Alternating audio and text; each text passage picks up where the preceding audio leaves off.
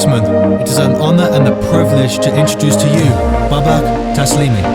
واسه من جای سواله، واسه چی رفتی عزیزم؟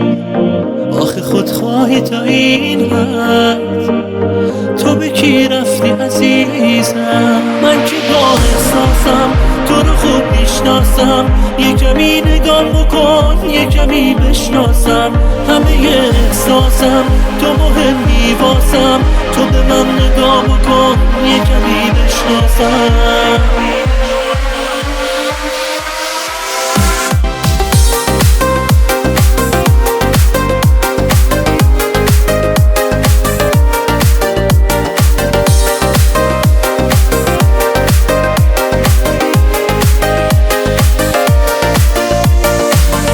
تو من یه آدم دیگر، تو اصلا میفهمی چی میگم، تو اصلا حواست اینجا نیست، منو باش دارم به کی میگم.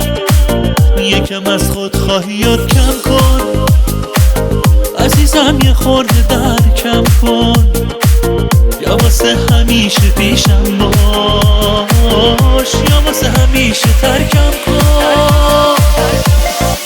من که با احساسم تو رو خوب میشناسم، یه کمی نگاه بکن، یه کمی بشناسم همه احساسم، تو مهمی واسم، تو به من نگاه بکن، یه کمی بشناسم.